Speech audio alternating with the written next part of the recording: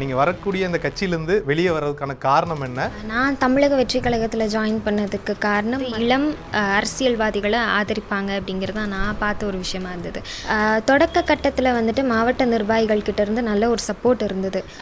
எப்போ வந்துட்டு சோஷியல் மீடியாவில் தொண்டர்கள் ஆதரவு அதிகமாக ஆரம்பிச்சதோ அங்கே ஆரம்பித்தது தான் இவங்களோட டாமினேஷன் அப்படிங்கிறது.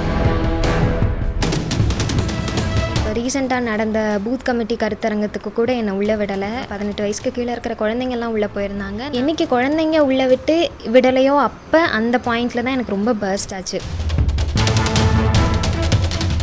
பொதுச் செயலாளர் பார்த்துட்டு மட்டும் நான் மேடையிலேருந்து இறங்கிடுறேன் அப்படின்னு சொன்னப்போ 4-5 பேர் செயின் போட்டு லாக் பண்ணாங்க. ரொம்ப ஹார்ஷாக பேசினபோது நான் போகிறேன் அப்படின்னு சொல்லி முன்னாடி போகும்போது டக்குன்னு பிடிச்சி பின்னாடி தள்ளினாங்க. எப்போ போனாலும் நீ சின்ன பொண்ணு, அரசியலுக்கு நீ புதுசு, சின்ன பொண்ணு சின்ன பொண்ணு சின்ன பொண்ணுங்கிற வார்த்தையை தான் நான் அதிகமாக கேட்ட வார்த்தையாகவே இருந்தது.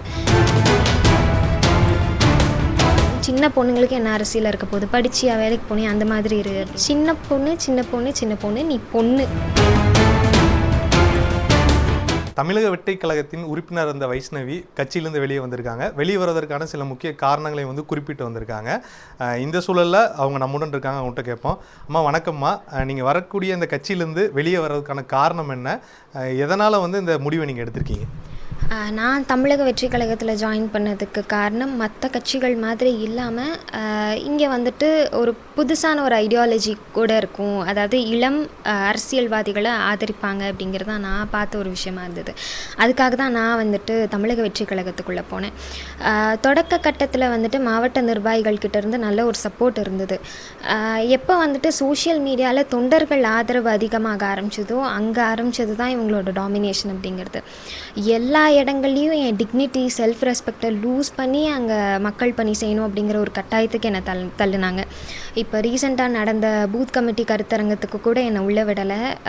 அவங்க குழந்தைங்க எல்லாருமே உள்ளே போயிருந்தாங்க. அதாவது 18 வயசுக்கு கீழே இருக்கிற குழந்தைங்கள்லாம் உள்ளே போயிருந்தாங்க. நான் கேட்டப்போ என்கிட்ட அவங்க சொன்ன காரணம், பூத் கமிட்டி மாநாட்டுக்கு வந்துட்டு BLA 2s மட்டும்தான் அலோவ் பண்ணுவோம், உங்களை அலோவ் பண்ண மாட்டோம், ஏன்னா நீங்கள் BLA 2வா இல்லை அப்படிங்கிறது. சரி ஓகே பரவாயில்ல அப்படின்னு சொல்லிட்டு என்றைக்கு குழந்தைங்க உள்ளே விட்டு விடலையோ அப்போ அந்த பாயிண்டில் தான் எனக்கு ரொம்ப பர்ஸ்ட் ஆச்சு. இந்த மாதிரி நிறைய இன்சிடென்ட்ஸ் இருக்குது. March 8 நடந்த மேரத்தான் காம்படிஷனில் கூட பொதுச் செயலாளர் பார்த்துட்டு மட்டும் நான் மேடையிலேருந்து இறங்கிடுறேன் அப்படின்னு சொன்னப்போ இல்லை இருங்க அப்படின்னு சொல்லிட்டு 4-5 பேர் செயின் போட்டு லாக் பண்ணாங்க. அப்போது நான் பார்த்துட்டு மட்டும் போயிடுறேன், நான் ஸ்டேஜில் நிற்க கூட இல்லை, நான் பார்த்துட்டு கீழே இறங்கிடுவேன் அப்படின்னு சொன்னதுக்கு இல்லை அப்படின்னு ரொம்ப ஹார்ஷாக பேசினபோது நான் போகிறேன் அப்படின்னு சொல்லி முன்னாடி போகும்போது டக்குன்னு பிடிச்சி பின்னாடி தள்ளினாங்க. இருங்கம்மா ஒரு நிமிஷம் அப்படிங்கிற மாதிரி. ஸோ நிறைய சுச்சுவேஷனில் நிறைய இந்த மாதிரி தான் நானும் ஃபேஸ் பண்ணிகிட்டு இருக்கேன். இந்த மாதிரி தான் இருக்குது. இந்த புறக்கணிப்பை தலைமைக்கு தெரியப்படுத்திருக்கீங்களா, இல்லை தலைமைக்கு தெரிஞ்சு தான் அந்த முடிவு எடுத்திருக்கீங்களா? நான் நிறைய தடவை மாவட்ட நிர்வாகிகள்கிட்ட கம்யூனிகேட் பண்ணிடலாம் இதை, ஏன்னா அவங்கள விட நான் வயசில் ரொம்ப சின்ன பொண்ணு அப்படிங்கும்போது கம்யூனிகேட் பண்ணலாம், என்ன தப்பாயிர போகுது அப்படிங்கிற மாதிரி நானும் நிறைய தடவை அதுக்கான லீட் எடுத்து அவங்க எடுக்கிற மாதிரி தெரியல. எப்போ போனாலும் நீ சின்ன பொண்ணு, அரசியலுக்கு நீ புதுசு, சின்ன பொண்ணுங்களோட சஜஷன்ஸ் மெதுவாக நாங்கள் எடுத்துக்கிறோம் இருங்க அப்படிங்கிறதான். சின்ன பொண்ணு சின்ன பொண்ணு சின்ன பொண்ணுங்கிற வார்த்தையை தான் நான் அதிகமாக கேட்ட வார்த்தையாகவே இருந்தது. பொதுச் செயலாளர் அவர்கள்கிட்டையும் நான் மெசேஜ் மூலியமாக காண்டாக்ட் பண்ணேன். இந்த மாதிரி புறக்கணிச்சிட்டே இருக்காங்க, எனக்கு அது ரொம்ப கஷ்டமாக இருக்குது அப்படின்னு சொல்லிட்டு.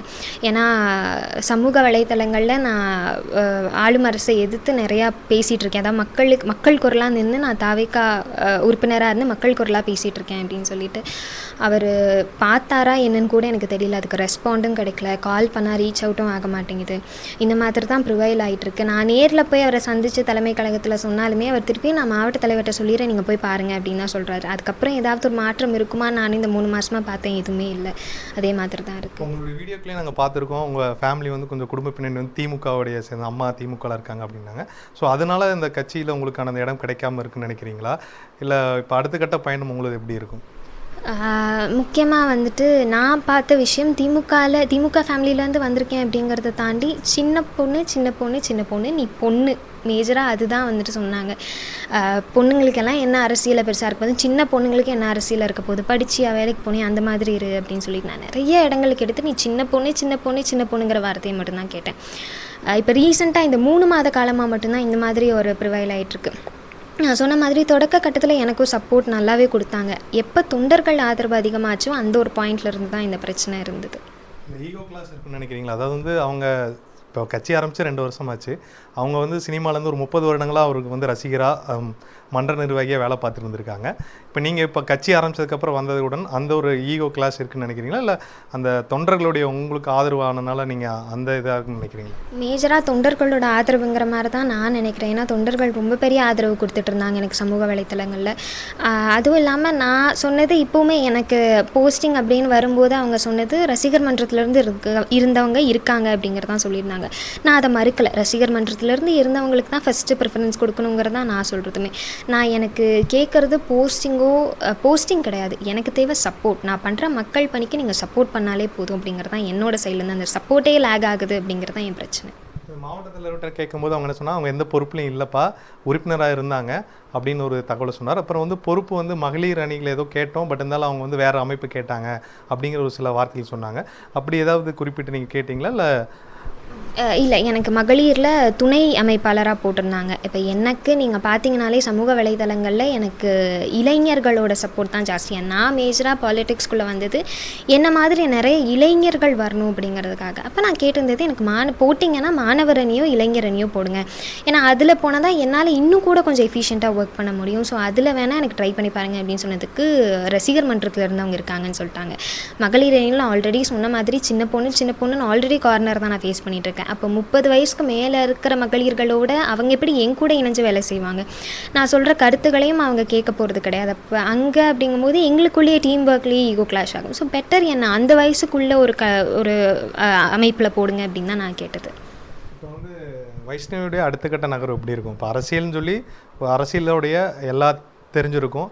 இப்போ எல்லாமே இப்போ வந்து நீங்கள் ஒரு அரசியல் எப்படி போராடணும், என்ன பிரச்சனையை சந்திக்கணும், இப்போ உள்ளே இருக்கக்கூடிய அரசியலுடைய பின்புலம் தெரிஞ்சிருக்கும். இப்போ நீங்கள் உங்களுடைய அடுத்த கட்ட முடிவு எந்த இலக்கை நோக்கி, எந்த கட்சியை நோக்கி? நான் இன்னும் அதை பற்றி முடிவு பண்ணலை. ஆனால் என்னோடய மக்கள் பணி சிறப்பான முறையில் கண்டிப்பாக தொடர்ந்துகிட்டே தான் இருக்கும். ஏன்னா நான் மக்களோட குரலாக அந்த இன்னும் ஒழிக்கணும் அப்படிங்கிறதுக்காக தான் அரசியல் களத்துக்கு வந்தது. ஸோ நிச்சயமாக அதுக்கான அதை என்றைக்குமே தடை போடவே முடியாது. ஏன்னா அதை ஒரு பாயிண்ட்டாக எடுத்து தான் இங்கே நிர்வாகிகள் எல்லாருமே பண்ணிகிட்டு இருந்தாங்க. நீ மக்களை சந்திக்கக்கூடாது, பேசக்கூடாது அப்படிங்கிறது. அது நிச்சயமாக ஒருபோதும் நான் யார் பண்ணாலும் அதை நடக்க விட மாட்டேன். நிச்சயமாக மக்களை சந்திக்கவும் செய்வேன். மக்கள் பணிகள் தொடர்ந்துகிட்டே தான் இருக்கும். விஜய் கிட்ட ஏதாச்சும் சொல்லியிருக்கீங்களா, பேசியிருக்கீங்களா? இந்த தகவலை ஏதாச்சும் அவர்கிட்ட போய் சென்று அவர் உங்களை சந்திக்கணும்னா நீங்கள் அப்போ இந்த உங்கள் பரிசீலனை மாற்ற வாய்ப்பு இருக்கா? எனக்கு தெரியல. நிச்சயமாக தலைவர் கூப்பிட்டு பேசினார்னா என்ன மாதிரி நிறைய இளைஞர்கள் இங்கே புறக்கணிக்கப்பட்டுருக்காங்க அப்படிங்கிறது நான் தெரிவிக்கணும்னு நிச்சயமாக நினைக்கிறேன். ஏன்னா நிறைய பேர் என் மூலமாக தமிழகம் ஃபுல்லாக சேர்ந்த சோஷியல் மீடியா மூலியமாக சேர்ந்த நிறைய இளைஞர்கள் இன்னும் அவங்களே கால் பண்ணி சொல்கிறாங்க, இல்லைக்கா பெருசாக ஒர்க் பண்ண விட மாட்டேங்கிறாங்க, பின்னாடி தள்ளிக்கிட்டே இருக்காங்க. ரசிகர் மன்றமே சொல்கிறாங்க அது அரசியல் கட்சியாக உருவெடுத்துருச்சு அப்படிங்கிறது அவங்களுக்கு தெரிய மாட்டேங்குது. எஃபிஷியன்ட் ஒர்க்கர்ஸை இழக்கிறாங்க அப்படிங்கிறது தான் அவங்க சொன்ன ஒரு விஷயம். ஸோ நிச்சயமாக தலைவர் அவர்கள் கூப்பிட்டார்னா நான் இதை பற்றி கண்டிப்பாக அவர்கிட்ட சொல்லுவேன். என்ன மாதிரி நிறைய பெண்களும் இளைஞர்களும் பாதிக்கப்பட்டு இருக்காங்க. ஸோ அதை நான் கண்டிப்பாக சொல்லுவேன். நன்றிம்மா. தொடர்ந்து மக்கள் பணியில் ஈடுபடுவது தான் என்னுடைய ஆர்வம், இலக்கு. அதே சமயம் இந்த கட்சியிலேருந்து விலகியதுக்கான காரணம் தலைமையை வந்து கேட்கும் பொழுது அதை சரியான நேரத்தில் நான் சொல்வதற்கும் தயாராக இருக்கேன்னு சொல்லி வைஷ்ணவி சொல்லியிருக்காங்க. கோவையிலிருந்து தந்தி டிவி செய்தியாளர் கார்த்திக். செய்திகளை உடனுக்குடன் தெரிந்து கொள்ள உடனே சப்ஸ்கிரைப் பண்ணுங்க.